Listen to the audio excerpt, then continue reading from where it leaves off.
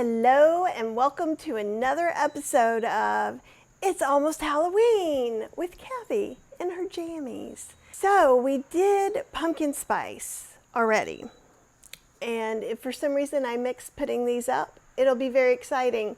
It'll be something for you to look forward to, but chances are you've seen the pumpkin spice video. And now today we're going to make apple pie spice, which is really similar but different proportions and no cloves. So we're still going to start with a 1/4 teaspoon of ground cinnamon. Why do I have a big thing of cinnamon? Because I got it at the Indian market along with this ginger. The cinnamon was in a much larger pack, and you can get whole spices. You could make this with whole spices, but you're going to have to tweak more as you go along, because let's say we grind a whole clove versus using cloves or allspice, the flavor is going to be much stronger in the freshly ground.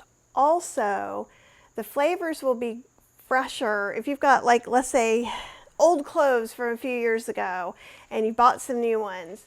The flavor is incredibly different. So like maybe you needed to use a 1/2 teaspoon of your old cloves, you may only use a 1/4 teaspoon to a pinch of your new cloves. So what I'm hoping to do by doing some of these spices is so you can see how I tweak it. And also you're gonna tweak it for exactly how you like it, okay? So we've got a 1/4 cup of cinnamon. We are gonna put in 2 teaspoons of cardamom. And so this is our base starting point.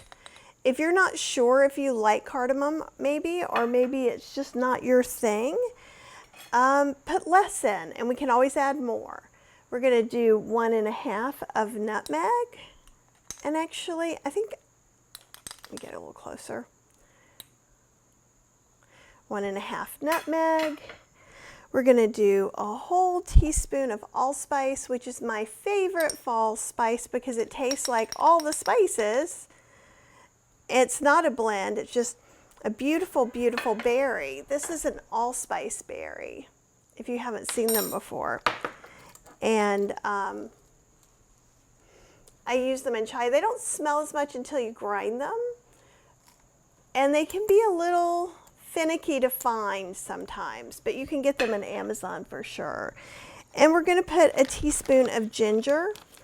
I'm thinking we might increase that with the ginger, but I'm just going to, once again, just blend these up in my spice grinder just to get everything incorporated, even though they're just powders.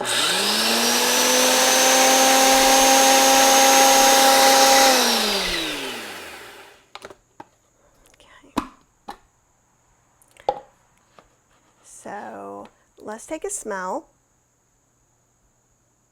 Yes, the smell says yes. I'm going to take a little bit of this, put it on my palm. Oh, it's glorious. So even though it's pretty heavy cinnamon, you get a lot of the allspice and ginger. My ginger is pretty strong, so if you're not tasting, I kind of taste cinnamon, allspice, then a little ginger. And there's just like a little nutmeg tying it all together. The cardamom just kind of makes the cinnamon not as harsh or sharp. But this is great. Try one. Yay! Okay, let's let you see it. Okay. And so that's just it. It's awesome. This, and if you smell this, if you made the pumpkin pie, which I did, and it's here. And I got these cute little stainless steel cups with airtight lids at Ross's and TJ Maxx.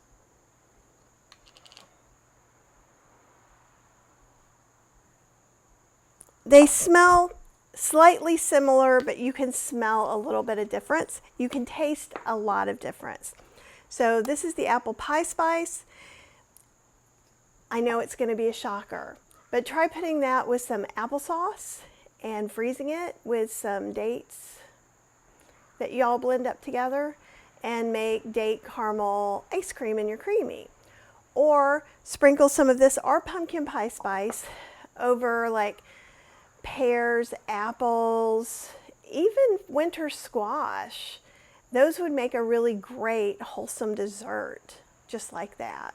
So I hope you enjoy them. Be sure to sprinkle them on coffees and fancy drinks. If you froth your milk, it looks super fancy. So have a super fancy spice day.